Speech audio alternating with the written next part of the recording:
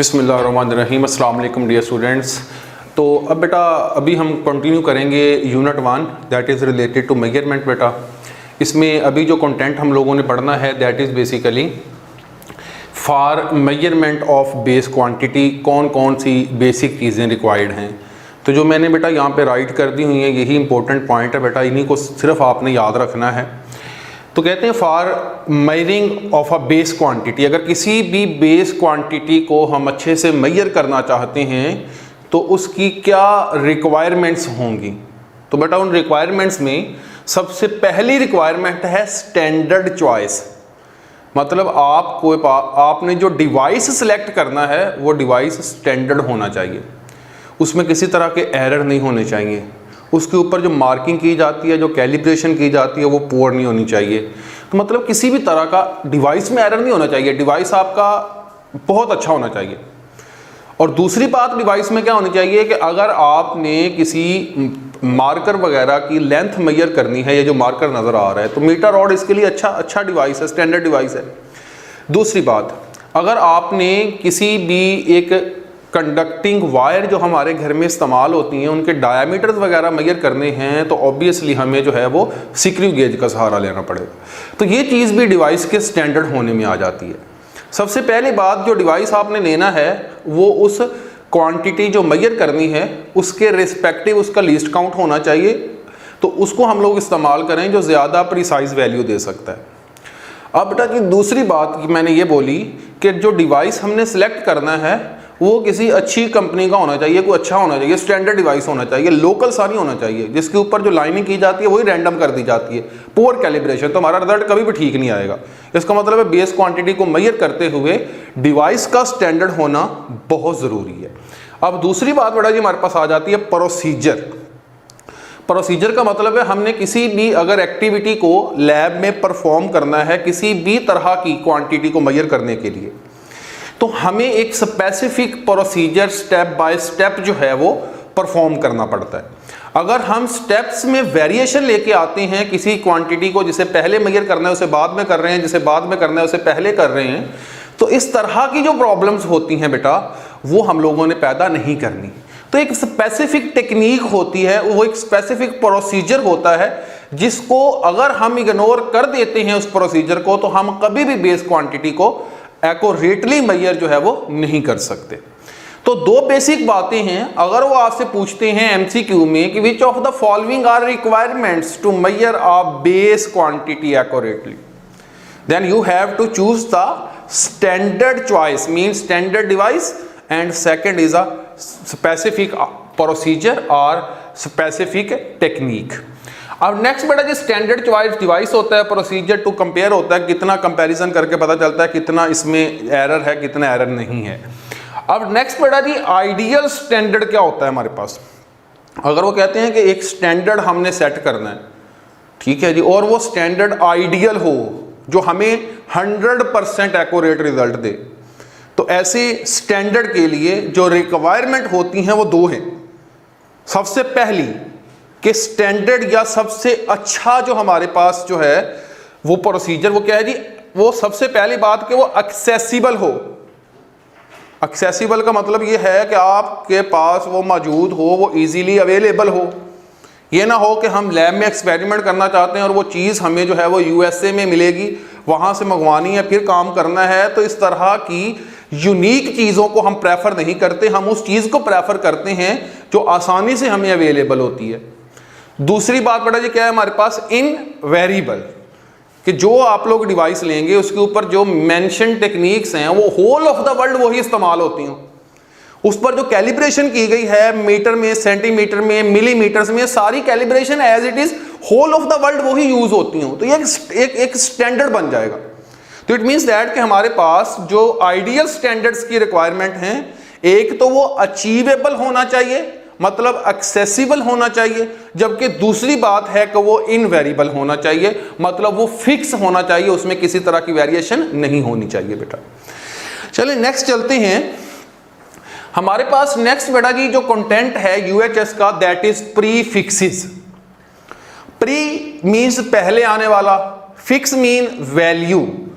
वो fix value जो किसी भी यूनिट से पहले लिखी जाती है, जैसा कि सेंटीमीटर 10⁻⁻² होगा हमेशा, किलोग्राम में किलो 10⁻³ होगा, माइक्रोमीटर में माइक्रोप्री मतलब पहले लिखा गया है वो 10⁻⁻6 होगा।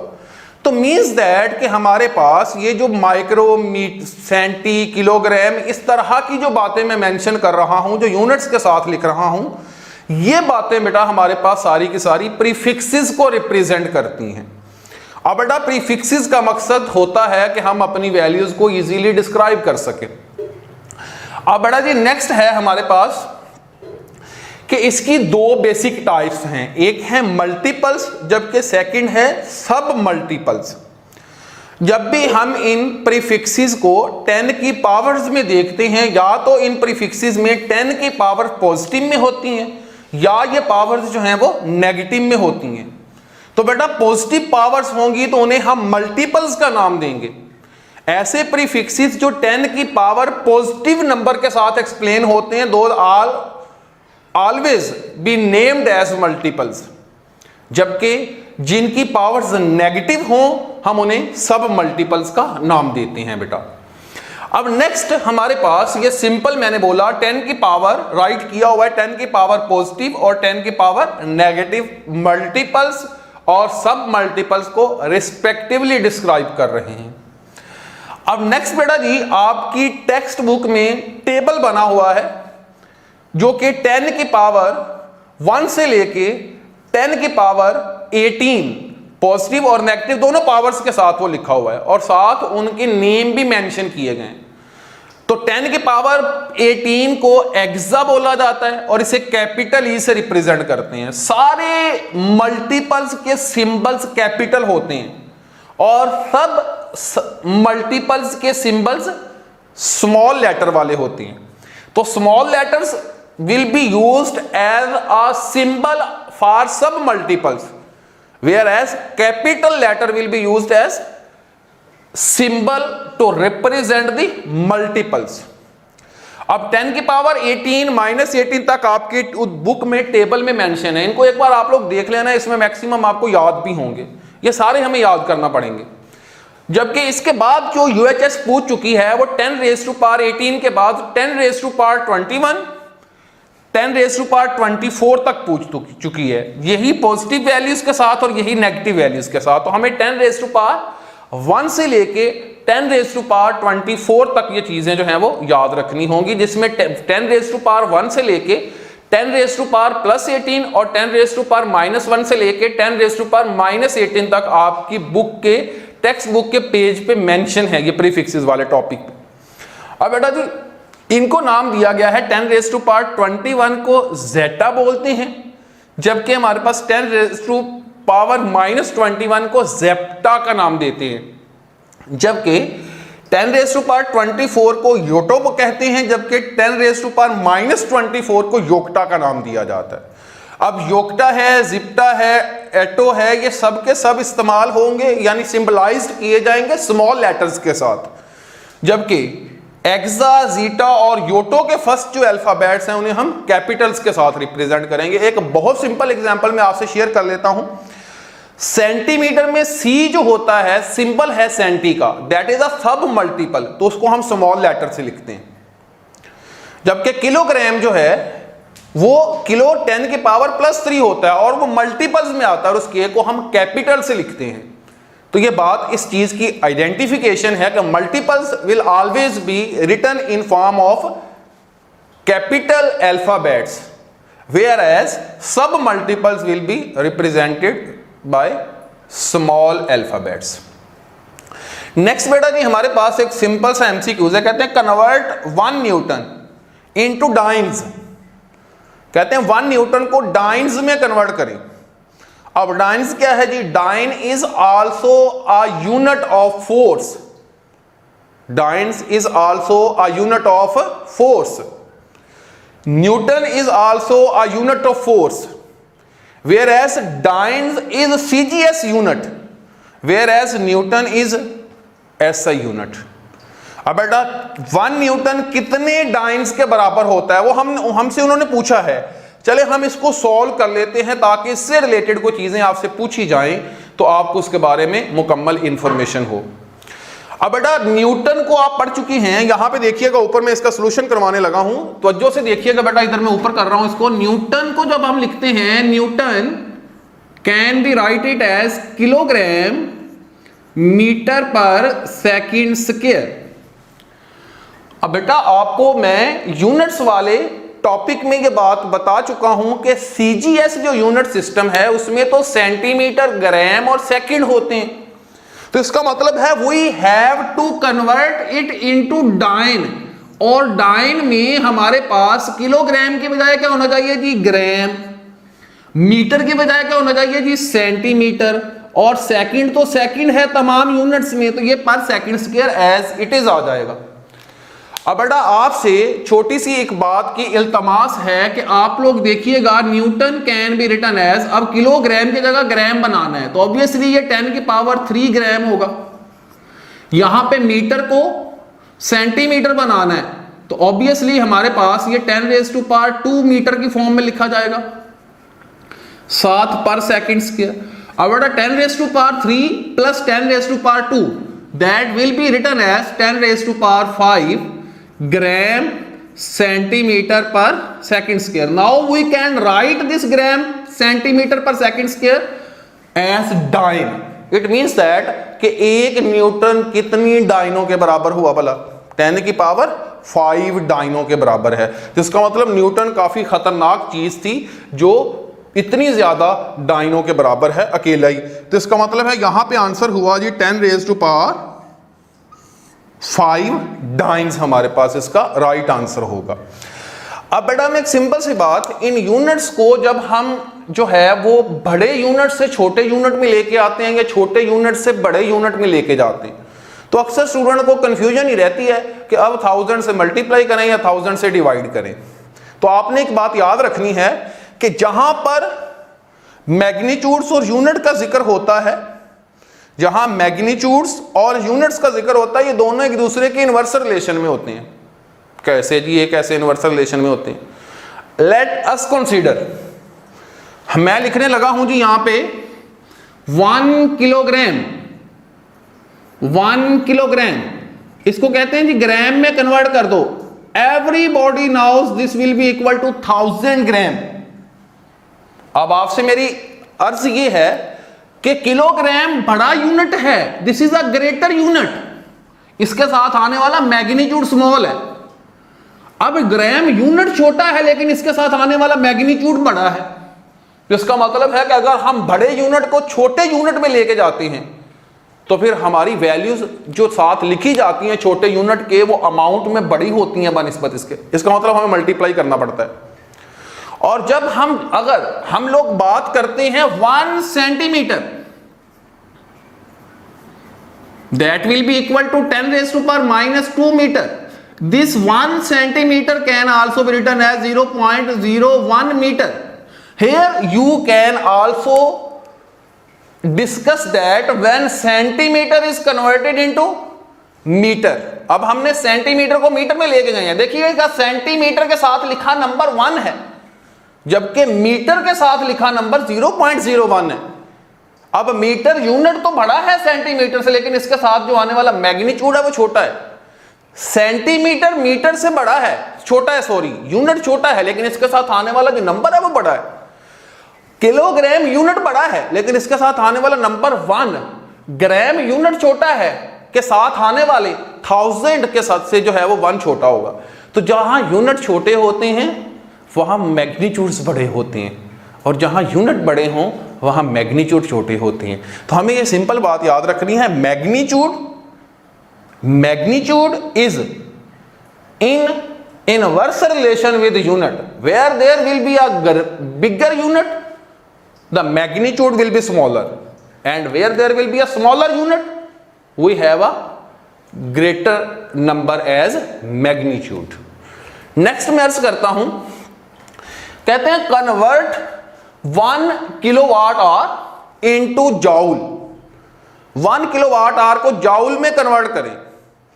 अब सबसे पहली बात तो हमें यह पता होनी चाहिए भाई जाउल किसकी इक्वल होता है। जाउल तो न्यूटन मीटर के इक्वल होता है। क्या इसके अलावा और कोई फॉर्मूला नहीं है जाउल को डिस्क्राइब करने के लिए? एक है तो सही, जिसमें हम पावर को टाइम के साथ मल्टीप्लाई कर देते हैं तो एनर्जी जाउल्स में आ जाती है। अगर पावर को वाट लिखेंगे और टाइम को सेकंड लिखेंगे तो watt second will be equal to joule बेटा। तो इसी के मुताबिक kilowatt hour is a unit of energy, is a unit of energy, but kilowatt hour is not equal to joule. तो वो कहते हैं कि अगर इसको डायरेक्टली जाउल में कन्वर्ट करना है तो फिर कोई ना कोई नंबर साथ जरूर आ रहा होगा। जैसे न्यूटन को डाइम्स में कन्वर्ट किया तो 10 की पावर 5 साथ आया था, ऐसे किलोवाट आवर को हम लेके जाना चाहते हैं किसमें जी? जाउल में। तो साथ कोई ना कोई नंबर या न्यूमेरिकल वैल्यू या मैग्नीट्यूड जरूर आएगा। अब आप देखें किलोवाट आवर बड़ा यूनिट है, इसको हम जाउल में लेके जाना चाहते हैं। जाउल क्या है जी? What second. तो इसका मतलब है kilowatt is greater than watt and hour is greater than second. तो मतलब किलोवाट आवर में किलो भी ग्रेटर है अकेले वाट से, जबकि आर जो दिया हुआ है ये 1 आवर मतलब that is equal to 3600 seconds. तो इसका मतलब ये भी ग्रेटर है किससे जी? सेकंड से, सिंगल सेकंड से। तो हमने तो बनाना है वाट सेकंड, इसका मतलब किलो भी खत्म करना होगा और आवर्स को सेकंड में कन्वर्ट करना होगा। तो इस मकसद के लिए किलो की जगह पे लिखेंगे 10 रेज़ टू पावर 3 और आवर्स की जगह पे लिखेंगे 3600 सेकंड, जिसको 3.6 multiplied by 10 raise to power 6 joule भी लिखा जा सकता है। तो इसके मुताबिक हमारा राइट आंसर जो बनता है दैट इज अल्फा। हमारा राइट आंसर क्या होगा जी? अल्फा। अब नेक्स्ट मैं अर्ज करता हूं, अगेन देखिएगा किलोवाट आवर यूनिट बड़ा है लेकिन इसके साथ लिखा जाने वाला नंबर छोटा है। यहां यूनिट छोटा है वाट सेकंड या जाउल, लेकिन इसके साथ लिखा जाने वाला नंबर बड़ा है। क्लियर होगी बात? तो हम नेगेटिव वाली पावर्स तो कभी भी चूज कर ही नहीं सकते थे। अब नेक्स्ट है जी एरर्स। ये बड़ी सिंपल सी इससे रिलेटेड डिस्कशन है, तो जो कीजिएगा इससे रिलेटेड जो चीजें मैंने लिखवाई हैं ये बोलूंगा वो आपने याद रखनी है, नोट डाउन कर लेने उन्हें। Difference between measured value and actual value, difference between measured value and actual value. जो actually 100% right value calculated by scientist होती है, जिसको इंटरनेशनल लेवल पे अप्रूव किया जाता है, और वही क्वांटिटी आप मेजर करें तो आपकी मेजर्ड वैल्यू में और उस आपकी एक्सपेरिमेंटली मेजर्ड वैल्यू में और उस एक्चुअल राइट वैल्यू में जितना डिफरेंस होगा एरर उतना ज्यादा होगा। तो उसका मतलब difference is directly proportional to error or error is directly proportional to the difference। Difference किन के दरमियान? एक वो वैल्यू जो हमने मेजर की है, एक वो वैल्यू जो 100% राइट एक्यूरेटली मेजर की गई है, जिसे एक्चुअल वैल्यू का नाम दिया जाता है। अब बड़ा इसमें इसकी बेसिक काजेस क्या होती हैं? Simply in experience of a person को एक्सपीरियंस ही नहीं है प्रॉपर उस एक्सपेरिमेंट से रिलेटेड। आप लैब में जाते हैं, सेकेंड ईयर के बाद आपने प्रैक्टिकल्स किए होंगे, तो प्रैक्टिकल करने के लिए जाते हैं तो first day, second day, third day काफ़ी दिन आपको मुश्किलात का सामना करना पड़ता है, और टीचर आपको हर नया आने वाला एक्सपेरिमेंट खुद से परफॉर्म करके आपको सिखा रहा होता है, क्योंकि आपका एक्सपीरियंस नहीं है। लेकिन अब अगर आप टीचर की इंस्ट्रक्शंस के बगैर, एक्सपीरियंस हासिल किए बगैर किसी एक्सपेरिमेंट को परफॉर्म करेंगे तो आप कभी भी एक्सपेरिमेंट जो है वो अच्छे तरीके से परफॉर्म नहीं कर पाएंगे, उसमें गलती होगी। तो उस गलती को, उस डिफरेंस को हम क्या बोलेंगे? एरर बोलेंगे। सेकंड है जी फॉल्टी अपरेटस ही खराब था। अब आप में गलती नहीं है, आप एक्सपीरियंस हो गए हैं, लेकिन जो अपरेटस आपको मिला था वो अपरेटस खराब था, उसमें जीरो एरर था, पूरा कैलिब्रेशन थी, डिफरेंट तरह के और मामला हो सकते हैं, वो टूटा हुआ था, जैसे भी मामला आता है फॉल्टी अपरेटस था, तो वो भी हमें एरर देगा। और नेक्स्ट बेटा जी हमारे पास आ जाता है इन अप्रोप्रिएट टेक्निक। अब आप एक्सपीरियंस भी हो गए हैं, आपके पास जो है वो डिवाइस भी अच्छा आपको मिल गया, स्टैंडर्ड डिवाइस मिल गया है, लेकिन आप जो टेक्निक इस्तेमाल कर रहे हैं वो टेक्निक आप रॉन्ग तरीके से लगा रहे हैं। जो बात आपको समझ आई है उसकी इंप्लीमेंटेशन आप गलत कर रहे हैं, तब भी एरर पैदा होगा। अब बेटा दूसरी बात है कि टाइप्स ऑफ एरर्स क्या होती हैं। ये तो काजेज ऑफ एरर थी, अब टाइप्स ऑफ एरर्स कौन कौन सी हैं?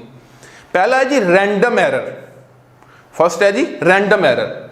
रैंडम एरर क्या होता है बेटा जी कि जो सेम एक्सपेरिमेंट सेम डिवाइसेस के साथ सेम फिजिकल क्वांटिटीज मेजर करने के लिए हम एक से ज्यादा बार रिपीट करते हैं और हर बार ही माशाल्लाह हमारा आंसर नया आ जाता है, तो इस एरर को हम रैंडम एरर बोलते हैं।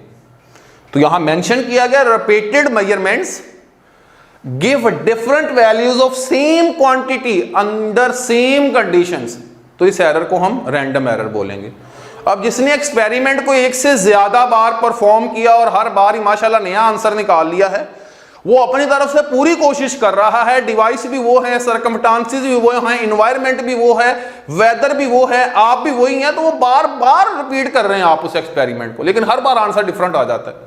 फिर आपसे को पूछेगा कि क्या वजह है, आप कहेंगे मुझे तो नहीं समझ आ रही क्या वजह है। तो ये जो समझ ना आना ये बताता है कि उसकी जो काज है वो अननाउन है, कोई बंदा बता नहीं सकता कि एरर क्यों आ रहा है। तो सेकंड थिंग वो एमसीक्यू में पूछेंगे कि इसकी काजेस क्या होती हैं, तो हम कहेंगे अननाउन है जी। काजेस क्या हैं जी? अननाउन।